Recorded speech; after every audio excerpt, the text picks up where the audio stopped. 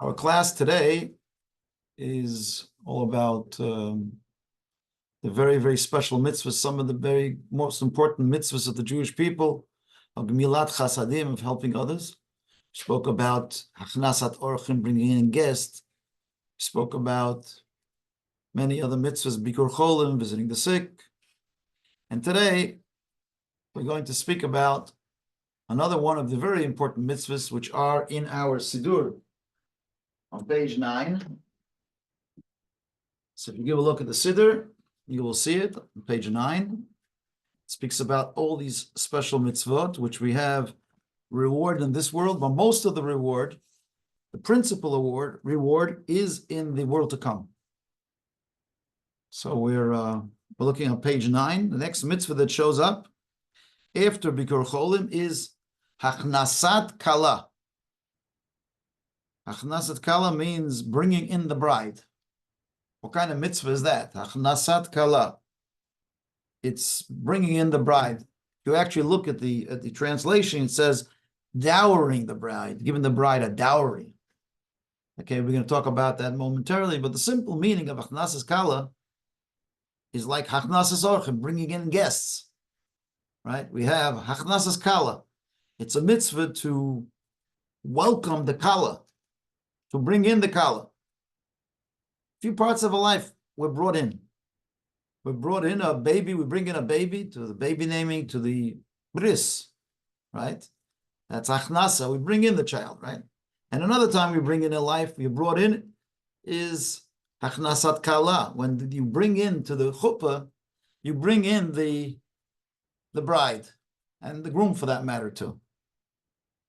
By the bris, when just after the moel gives the cut, and the father says the bracha, there is a special prayer that everybody says. Kishem shenichnas labris, just like this baby came in involuntarily to the bris, so too shall this child be brought in to Torah, to chuppah, and to good deeds. So Torah and mitzvahs, we know you bring in a child when you educate them. You bring them to school. That's when you bring in the child for Torah and for mitzvahs. But what about chuppah? Chuppah also you bring in the bride and the groom.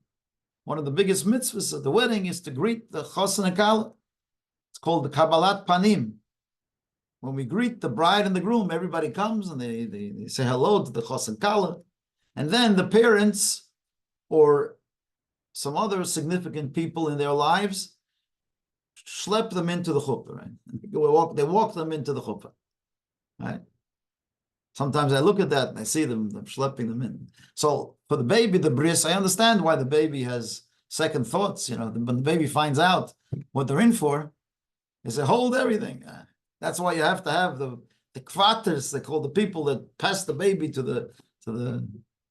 But we say at that time, just like this child is being brought into the bris, so too one day we bless the parents that made the child be brought in to the chuppah.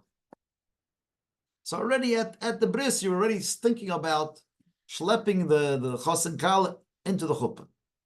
So that's the sort of the culmination of the bris.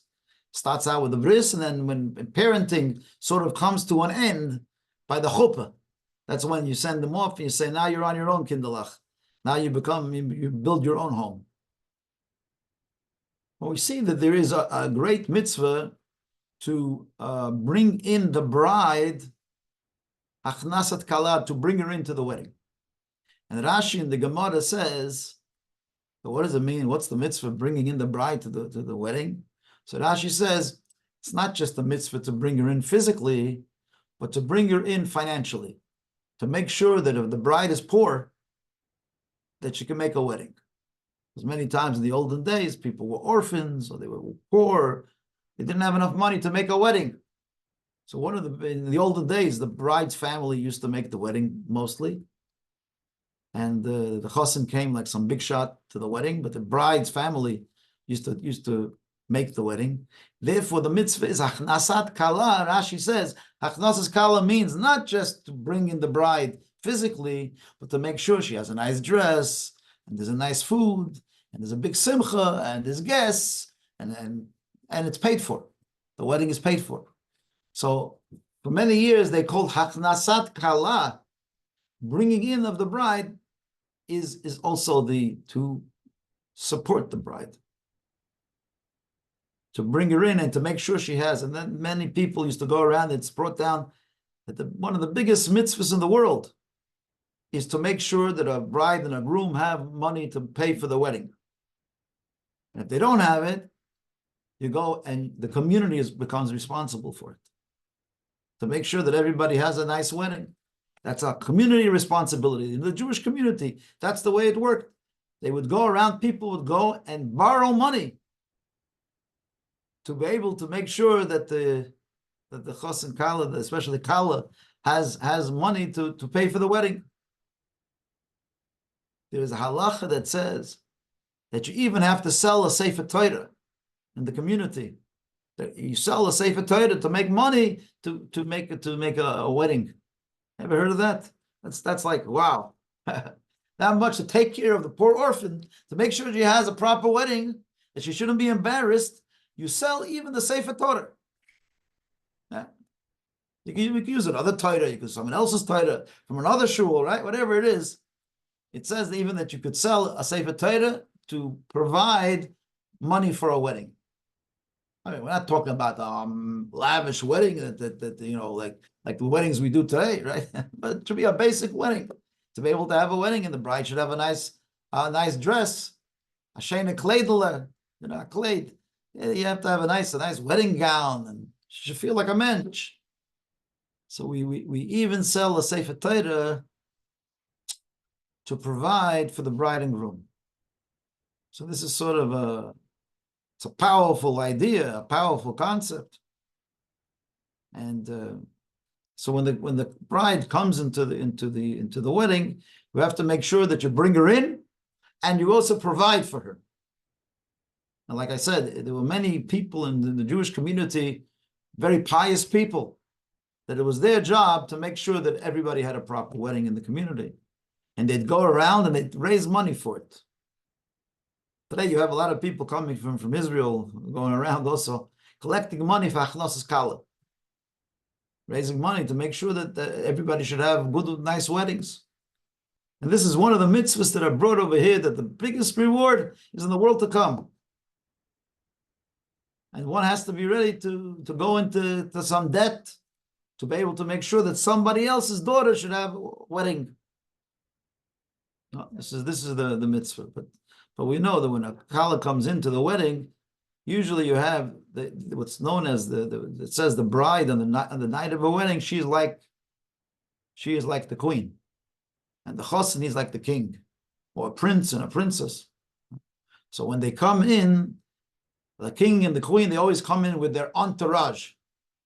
If you ever saw the weddings of nobility, of the English weddings of the queen's family, right, king's family, there's a whole, like, you know, when you bring in the bride and the groom, there's a whole entourage. They come in the wagons and they come with the fancy white horses. It's a whole tradition going back thousands of years in the world.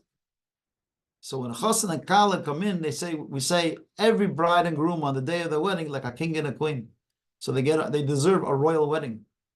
So they have a royal wedding, and they have to be brought in. The king comes in with his entourage, and the queen comes in with her entourage. The prince comes in, the princess comes in with their entourage. Who is the entourage over here? Usually it's the parents. Or if the parents are not alive, some other good relatives or friends, then bring in the bride. And you have to, you know, in some communities, the fathers bring in the chosin and the mothers bring in the kala. In most communities, you have the parents, father and the mother, bring in. Sometimes if they're not alive, ask somebody else, another close relative, to bring them in.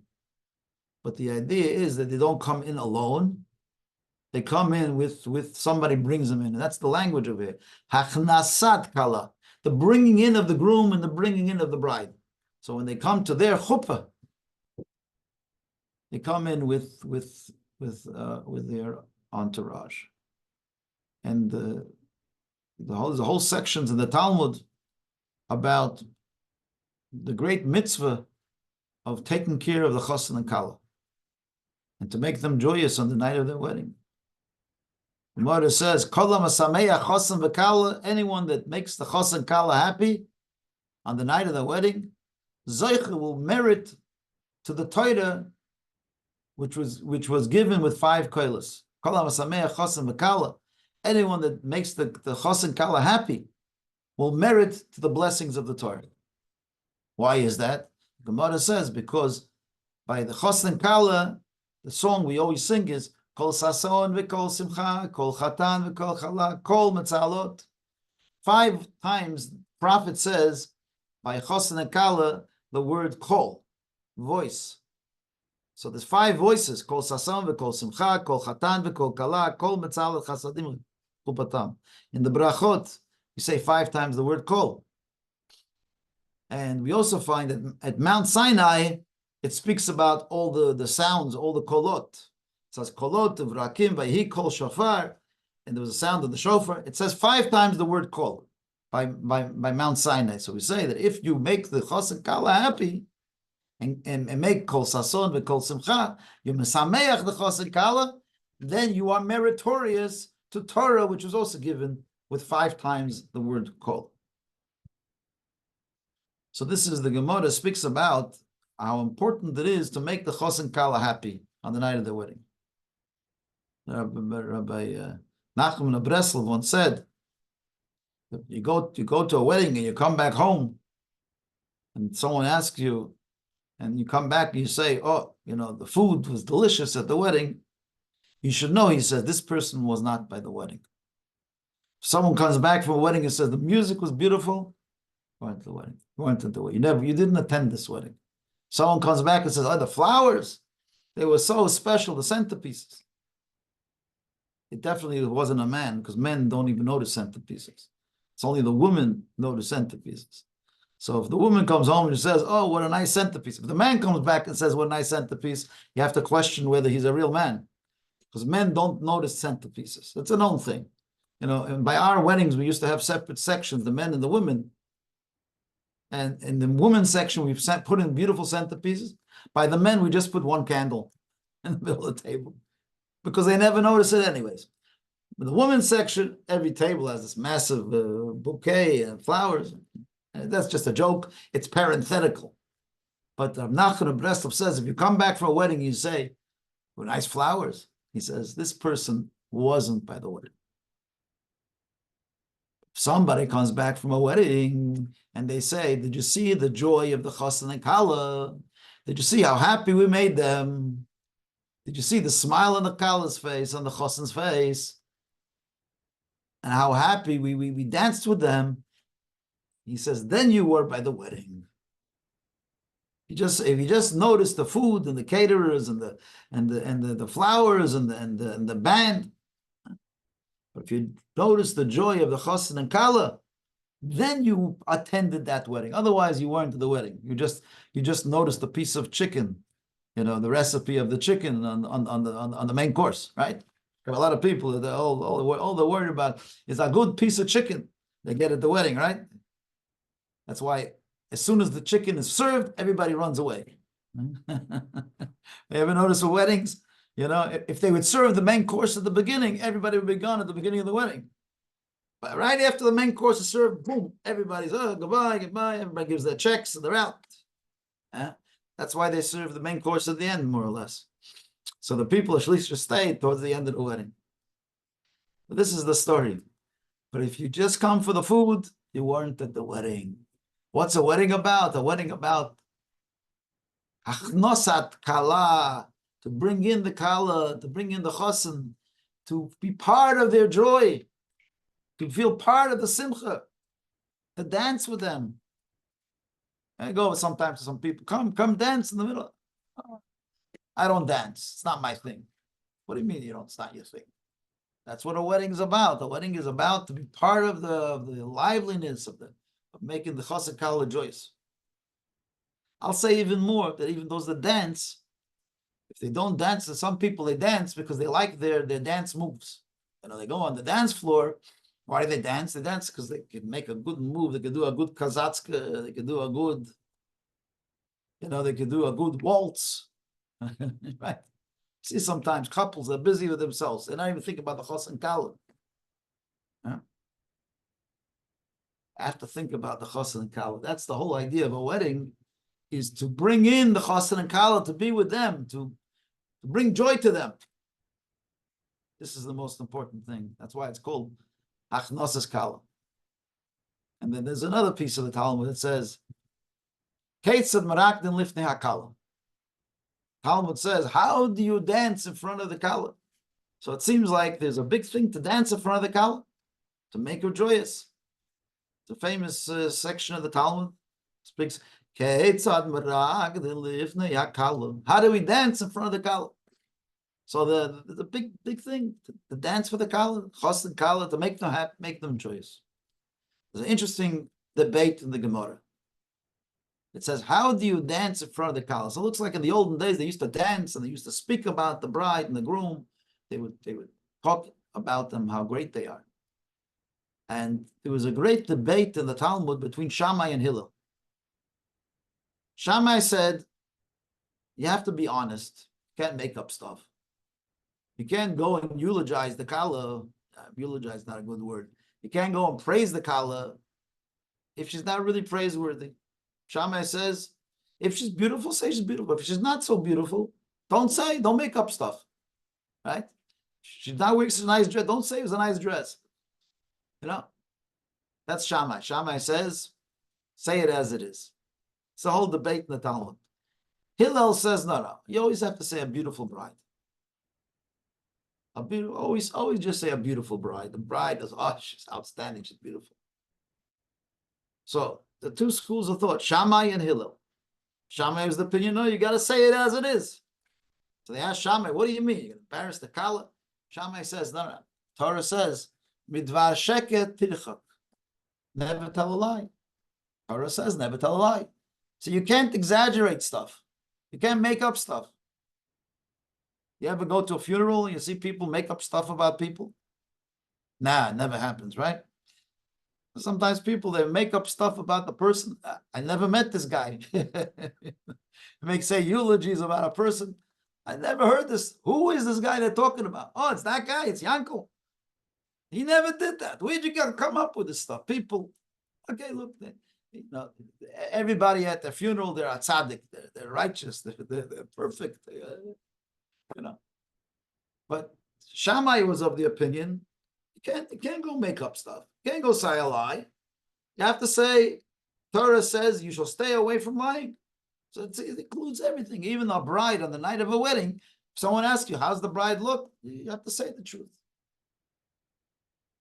That's what Shammai said. But Hillel, the other rabbi, he had a whole school also of thought. And he had many, many students. Hillel was also a very kind person, by the way. Hillel was even kinder than so what did Hillel say? Hillel said, no. He says, let me ask you a question. He says, if somebody goes to the marketplace and buy something, what are you going to say? Oh, you did a bad deal. They bought it already. It says, what are you going to tell them? You're going to tell them that it's a terrible deal you made. They already bought. The deal is over. Say something nice about it. Say you have a nice car. It's a nice car. It's a nice house, right? You bought it already. What are you going to say that you're going to tell them that it's not such a good deal? But there's a deeper explanation of that. So but still not supposed to lie. Are you making up things? So Hillel says like this. This is the commentary explains like this. Hillel says like this. He says, beauty is in the eyes of the beholder. It's in the eyes of the beholder. So if this guy is marrying this girl, they probably see beauty in each other and they see something special in each other. So don't speak from your perspective. You're speaking from the bride or the groom's perspective. The Kala is beautiful, must be beautiful. He's marrying in his eyes, she's beautiful. And in her eyes, he's handsome. So even though you don't see it, you can still say it because it's true in that world. In the world of that wedding, they're marrying each other. So obviously they saw in each other something special, something beautiful, something outstanding, that they're marrying each other. So you're allowed to mirror their thoughts. It's not really a lie, because you're saying something that their perspective. So the halacha actually is like Hillel. Hillel v'shamai halacha k'Hillel. It's like Hillel. So it seems like that is the Jewish way, that on the night of the wedding, the kala and the chassan, they're beautiful, they're gorgeous, they're handsome. Maybe it's not your taste. Fine, it's not your taste, but it's their taste, the taste of each other. So you're allowed at that night, you could say, wonderful, beautiful, great. And like I say, beauty is in the eyes of the beholder. So in their eyes, so this is what it means to hachnosis kala, means you're bringing the groom and the bride into the wedding. Parents bringing them in, bring him to the chuppah, and they rejoice with them, and they also praise them on the night of the wedding. They praise them and they speak beautifully of that. That's part of all part of the mitzvah of achnosis kala, of bringing the bride into her wedding. Now it's an interesting thing that under the chuppah, parents also they bring the bride and groom, and in many communities they even walk around with the kala. The parents walk around with the kala around the chassan 7 times. In some places, just the kala goes around. In many places, parents also go around. Now, many people, like a lot of feminists, they get upset about this whole idea of the bride walking around the groom. Why doesn't the groom walk around the bride? Right? So yeah, like a lot of people today, they get upset about it. They say, well, what's going on? Why is the bride walking around the groom? The groom should walk around. Right, but that's, remember, we say achnosis kala. It's bringing in, it's mostly about the kala coming in, right? So I saw a beautiful explanation. It's that the woman sets the tone of the home. That's the woman's job. She is the ekeret habayis. She's the mainstay of the Jewish home.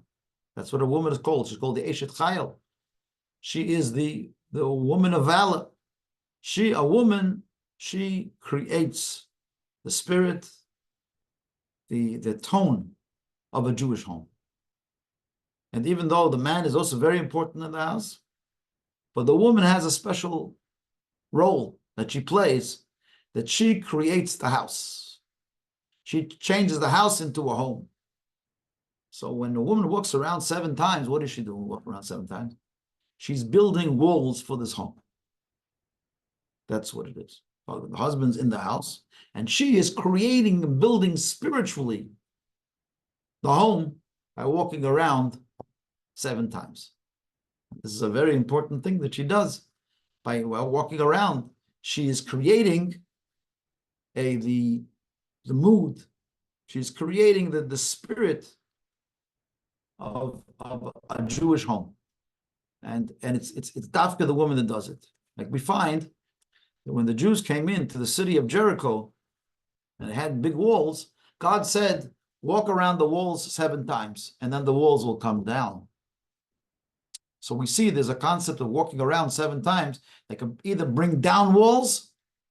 In our case, it creates the walls. So the number 7 somehow has to do with creating the walls or removing the walls. If it takes 7 times to create the walls, it also takes 7 times to remove the walls. So there is this idea of walking around, the bride walking around 7 times. What is she doing? She's creating them. Many people say, oh, what's this, the wife walking around? But she has to worship her husband. The husband is the epicenter. And she's going around and she's asking, darling, what can I get you? Would you like a steak? Oh, here's a steak. She goes around again. And darling, what would you like? Would you like a nice chicken soup? Oh, would you like some chopped liver? She walks around 7 times like she's walking in the kitchen trying to make him happy. That's wrong, 100% wrong. That's not what it is. It's not that she's walking around much deeper. She's walking around, she's creating the tone. She's setting the house, the home. Now, there's another very important point. She's also setting the walls of the home, that from now on, there's going to be lines in the sand, so to speak. Every home, a husband and a wife, before they get married, they hang out, boys, girls, this, that. Once they get married to each other, now they are limited to each other. The wife, she demarcates the home. She creates walls around the home to create, say, this, either you're in or you're out. Before you're married, you could be busy with everybody. But once you're married, Echad. Shema Yisrael, Hashem, God is one. There's one God, and there shall be no other God. Same thing in marriage. There shall be one husband. There should be one wife. That's it. It's monogamy. Monogamy means it's one, and that's what the walking around that the Kala does when she does the Achnasat Kala. The Kala comes in. She walks around 7 times. She demarcates that they need to be faithful to each other. Okay. That's like we say, the mitzvah of belief in God, and you shall have no other gods before me. Husbands and wife also need to be faithful to each other. The 10 Commandments all about faithfulness, being faithful to your God, being faithful to your property. Don't go into somebody else's property and steal something that's not yours. The same thing as a marriage. Marriage is also about being faithful in that. It's a very important thing. Many people that don't know how to be faithful, it's one of the biggest mitzvahs is to be faithful to husband or wife. They need to take care of each other, and it comes in many ways. Sometimes there are people that don't realize that they're being unfaithful to their spouse. I had a situation where I was once online in the grocery store, at the cash register, and there was a woman standing right in front of me. And she comes up to the cash register, and the lady that's there, she puts in, she gives her $200, whatever it was, right? And she had all the stuff in the bags already, and then she took out a credit card and she tried swiping it, and it wouldn't work. So she got a little embarrassed. She said, "Oh, 1 second." She took another credit card, tried again, didn't work again. You ever have that moment in your life? Very embarrassing, when your credit card doesn't work at the cash register. It could be something. And she tries a third one. For everything in her wallet, nothing goes through. And she's turning red and green. She's looking back at me and looking at the lady at the cash register, the attendant. And then she says, She said, my husband. And she starts screaming about her husband. Says, my husband, he does this to me every time. He doesn't put the money in the bank on time, and there is no money in the bank, and he embarrasses me every time in front of you, and in front of you, and in front. And she starts talking to everybody about her husband. And I was thinking to myself, like, what's going on over here? This lady, because she got embarrassed, she was ready to put her husband under the bus. Where are your loyalties? Are your loyalties with the guy that's standing behind you, or the lady that's at the cash register? Or is your loyalty with your spouse? And that's what marriage is. Marriage is that your first loyalty is your spouse before anything else. Now, someone complained to me this week. Someone complained to me that in the Bible, they said it makes no sense at all. When Adam and Eve got married, the first marriage in the history, what does God say to them?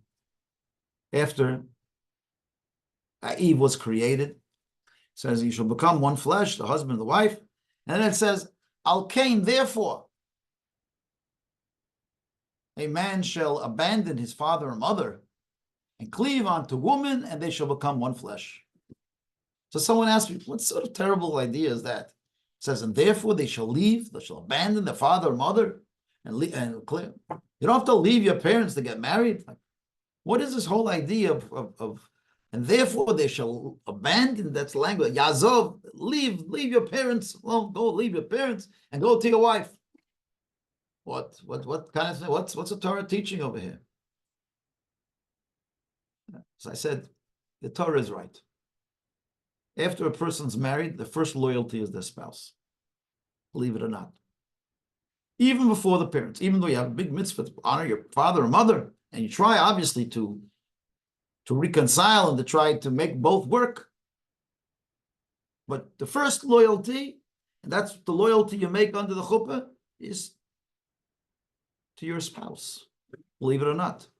As much as we speak about the greatness of parents, the Torah says, and therefore a man shall leave his father or mother and go and cleave unto his spouse. That means first loyalty to the spouse, second loyalty to the parents. They're top of the line, the parents, but they're still, when a person has, there's a disagreement between the parents and the spouse, you go with the spouse first. That's what the Torah teaches us.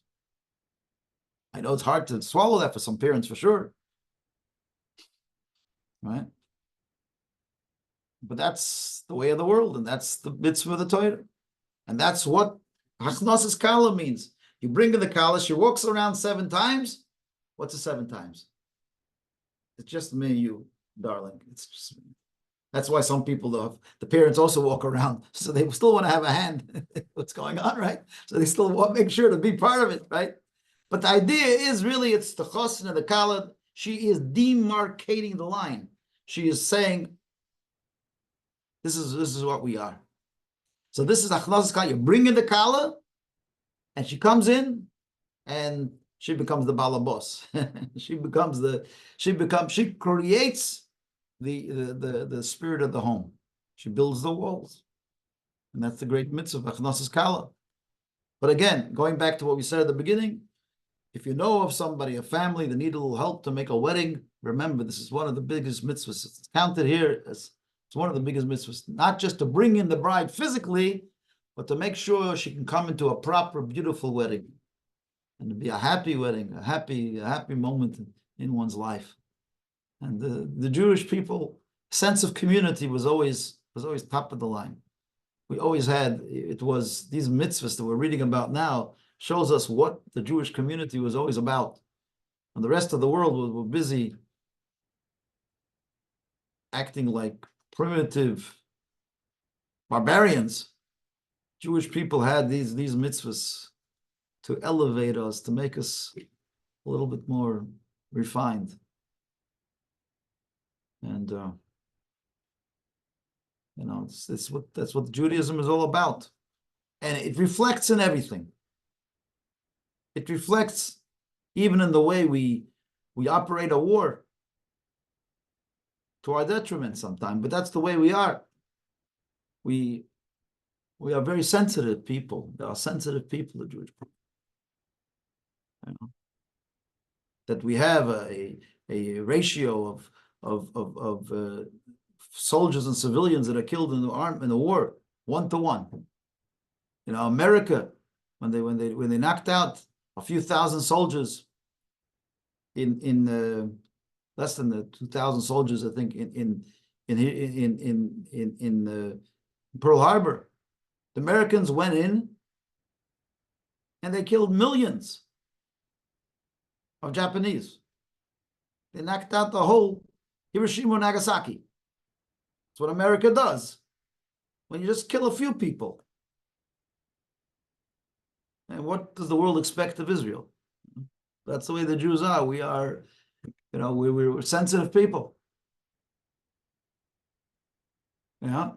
Someone said, could you imagine if the people of Mexico came into Texas and they blew up a university with a couple of thousand students, and then they went and they took the whole freshman class as hostages back to Mexico? What would America do? They'd go and flatten Mexico. Whole Mexico would be a parking lot in a day. But when it comes to Israel, yeah, there is. But that's also the Jewish people. Like we're very, very sensitive people, and we still are told that we're genocide people, which is the great irony of the history of the world. One day, someone's going to record what happened this year. Anyways, I'm not going to tell you something that aggravates me and aggravates all of us, I'm sure, as well. But the bottom line is that we as Jewish people, we are a sensitive people because these mitzvahs make us refined. Take care of a bride, that's important to us. We're obsessed with that. We're obsessed with that. We say the greatest reward is if you take care of the bride and the groom. Hashem should bless our people. There should be peace in Israel, and an end to all the war, and all the hostages should come back, and the soldiers should come back. And there should be an end to all the enemies of the Jewish people. Amen. The coming of Mashiach, Tzidkeinu v'meirav b'meinu. Amen. Okay, have a good day, guys. We'll see you all. Thank you, Rabbi. Amen. Thanks to everybody. Shabbos. All the best. Amen. Thank you. Take it. Thank you, Rabbi. All the best, everybody. Take care.